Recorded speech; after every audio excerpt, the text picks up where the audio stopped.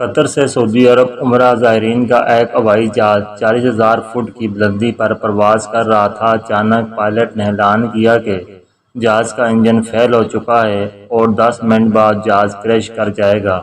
آپ سب سے گزارش ہے کہ کلمہ پڑھ لیں۔ بسم اللہ الرحمن الرحیم۔ السلام علیکم ناظرین، یہ خبر سن کر تمام مسافروں میں کھلبلی مچ گئی۔ ایئر ہوسٹس نے بلیک باکس اٹھائے اور جہاز کے مسافروں سے کہا کہ اس کالے ڈبے کو آگ نہیں لگتی۔ اگر آپ نے فیملی ممبران کو کوئی ہدایت جاری کرنی ہے تو لکھ کر اس ڈبے میں ڈال دیں۔ ہر مسافر نے فیملی کے نام اپنا آخری پیغام لکھا، مگر حیرت انگیز طور پر ایک نوجوان جہاز کے واش روم کی طرف بھاگا۔ ایئر ہوسٹس حیران ہوئی۔ اس نوجوان کی اس حرکت پر کافی دیر بعد جب وہ واپس نہ آیا تو ایئر ہوسٹس نے جھانک کر دیکھا تو وہ حیران ہوئی، کیونکہ جہاز 40,000 فٹ کی بلندی پر وہ پرواز تھا۔ پرسکون اور آرام دہ فلائٹ اپنے سفر پر روانہ کی۔ بزنس کلاس کا بااخلاق سٹاف موجود تھا۔ ہر طرف خاموشی تھی۔ پہلے تو خوب گہما گہمی تھی، لوگ ایک دوسرے سے باتیں کر رہے تھے، اپنے حالات بیان کر رہے تھے۔ پھر جب رات کا اندھیرا چھانے لگا تو مدھم روشنی میں ہر کوئی سونے کے لیے اپنی سیٹوں کو ایڈجسٹ کرتا رہا۔ قطر کے رہائشی عبداللہ کی آنکھوں میں بھی نیند کی غنودگی تھی۔ وہ سونے کی تیاری کر رہا تھا۔ جہاز کو ایک زبردست جھٹکا سا لگا۔ لائٹس دوبارہ سے جل اٹھیں اور ایمرجنسی سائرن کی آواز سے جہاز گونج اٹھا۔ سب مسافر ایک دوسرے سے دریافت کرنے لگے کہ آخر کیا ہوا ہے۔ سب ایئر ہوسٹس سے پوچھنے لگے کہ کیا ہوا، ہمیں آپ کچھ بتائیں گی؟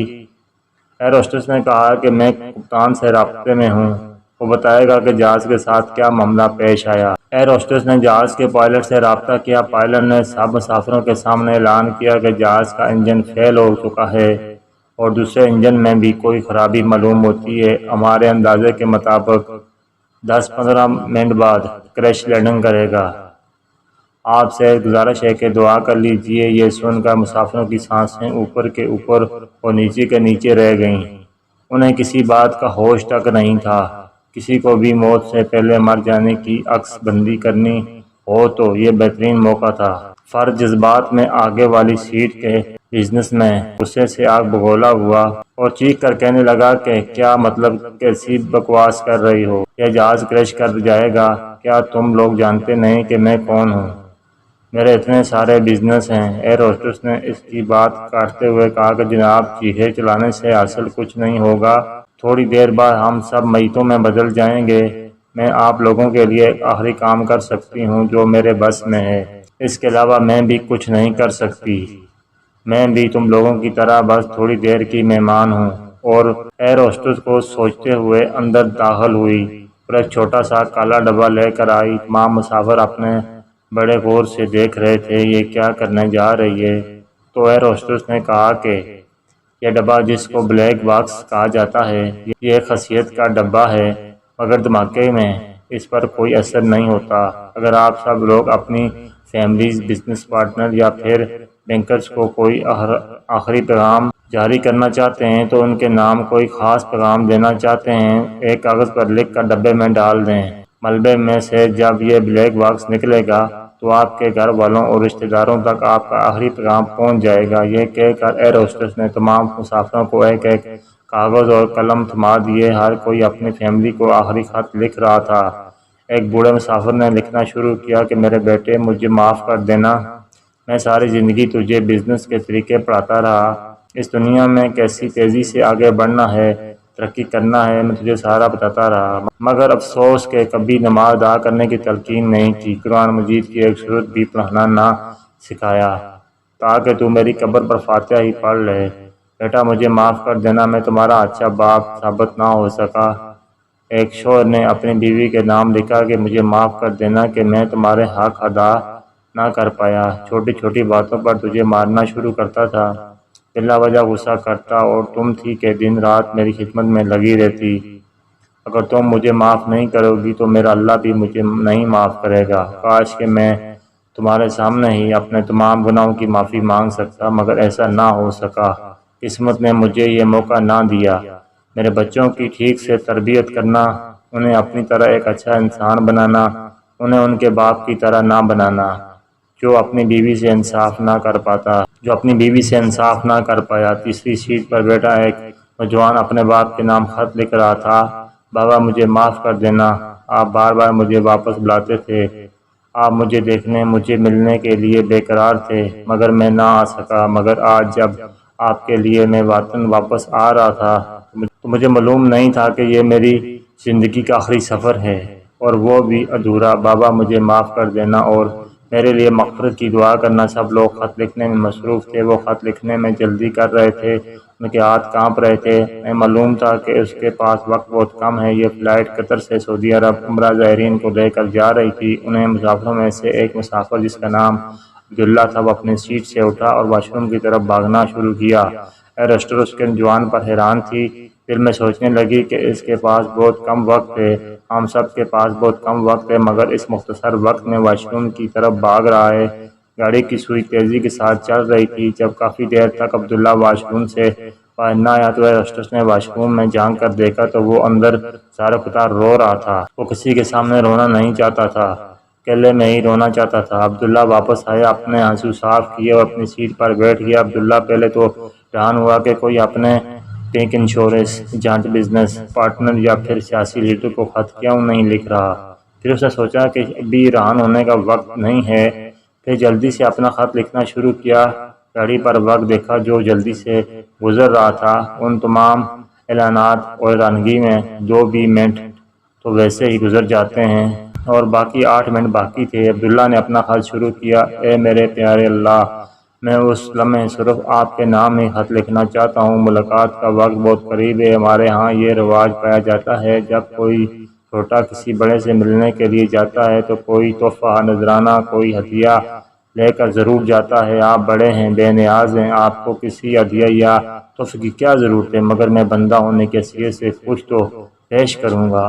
آج اپنی 40 سالہ زندگی کو پیچھے مڑ کر دیکھتا ہوں تو کوئی بھی ایسی چیز نظر نہیں آتی جو آپ کو پیش کروں یا پیش کرنے کے لائق ہو۔ ساری زندگی یوں ہی ضائع کر دی۔ دل میں یہ خیال ضرور آتا ہے کہ اللہ کے آگے جھک جا، اس پاک ذات کے آگے سجدہ کر جس نے تجھے پیدا کیا، ان نعمتوں کا شکریہ ادا کر جو نعمتیں اس نے تجھے عطا کی، مگر شیطان کے دماغ میں یہ خیال لاتا کہ ابھی بہت وقت پڑا ہے۔ کوئی روزہ، کوئی نماز، کوئی عبادت، کوئی سجدہ، کچھ بھی اس قابل نہیں کہ ساری کی ساری زندگی سونے میں گزار دی۔ 40 میں سے 12 سال تو حقیقتاً سوتا ہی رہا، 10 سال بچپن اور پڑھنے میں گزار دیے، تقریباً 8 سال روزی روٹی کی تلاش میں دیے، باقی چند سال یوں ہی فضول کاموں میں، کبھی کسی کی غیبت میں تو کبھی جھوٹ بولنے میں گزار دیے۔ آگے بڑھنے کے شوق میں کبھی ایسا وقفہ بھی نہیں آیا کہ پیچھے مڑ کر دیکھ سکوں کہ تیرے ساتھ کیسا تعلق بنایا۔ معاشرے کو سدھارنے کی خواہش میں اپنے آپ پر کام سینڈ کرتا بھول گیا۔ نماز و نوافل روزوں کی تعداد، حج، عمرہ، قرآن اور ختم کی گنتی اور اپنی برائیوں کے حساب و کتاب میں عبادت ہی نہ ہو سکی۔ کبھی نہ ہار ماننے کے عزم میں تیرے سامنے بھی سرنڈر نہ کیا۔ اللہ آج تو مجھے بچا لے، وہ لمحات جو تیرے ذکر میں کتنے تھے۔ اللہ آج تو مجھے بچا لے، وہ لمحات جو تیرے ذکر میں کٹنے تھے، وہ ٹی وی ڈراموں اور کھیل کود میں گزر گئے جو تیری یادوں اور دعاؤں میں لگنے چاہیے تھے، وہ فیس بک، سوشل میڈیا پر گزر گئے۔ جو وقت قرآن کی تلاوت اور اس کو سمجھنے میں لگنا تھا وہ گیم آف تھرون میں کھا گیا۔ اس کے ساتھ تصویریں، اس جگہ کا وزٹ، وہاں کی سیر، بس یوں ہی زندگی گزارتا رہا۔ اے میرے مالک، اس میں سوار تمام بندوں میں فقط میں ہی بدترین مخلوق ہوں تیری اور تو میرا بہترین خالق۔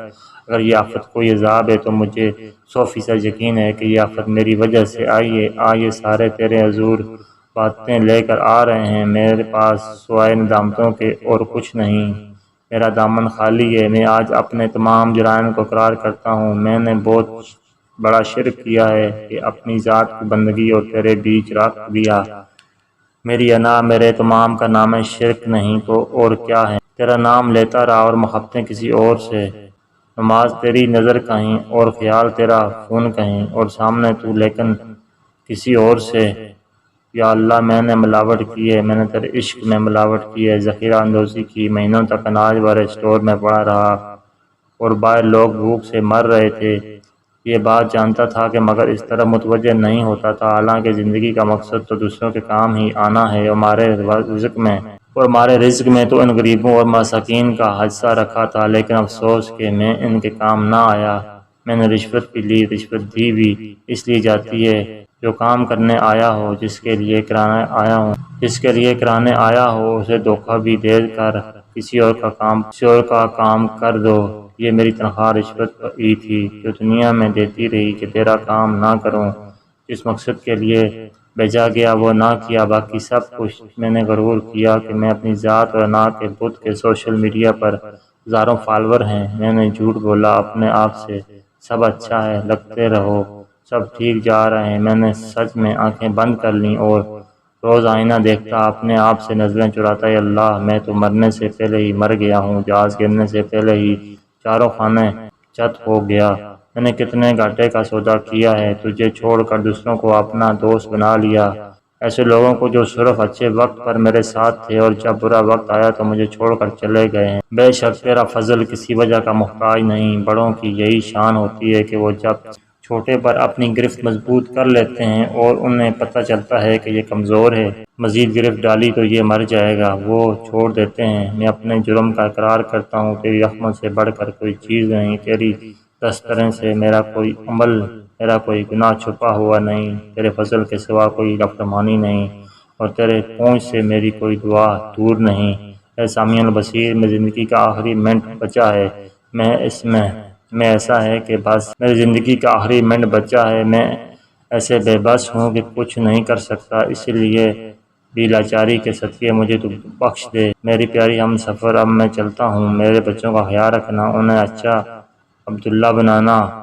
سر are you okay? A rooster نے عبداللہ کو گہری نیند سے جگایا، وہ پسینے سے شرابور تھا، سر سے لے کر پاؤں تک ایسا لگ رہا تھا جیسے وہ نہایا۔ سب کچھ نارمل تھا مگر عبداللہ ایک خواب دیکھ رہا تھا۔ آئیے ہم سب بھی آج اپنے آخری خط لکھتے ہیں کہ زندگی کا خط درست ہو سکے۔ ناظرین کرام، یہ بات کا واقعہ آپ کو سمجھانے کے لیے میں نے بیان کیا ہے کہ زندگی کچھ بھی نہیں ہے، اچھے اعمال آخرت میں کام آئیں گے۔ ویڈیو اچھے لگے تو لائک کرنا اور اچھی ویڈیوز کے لیے ہمارے چینل کو سبسکرائب کریں۔ ویڈیو دیکھنے کا شکریہ، جزاکم اللہ خیر۔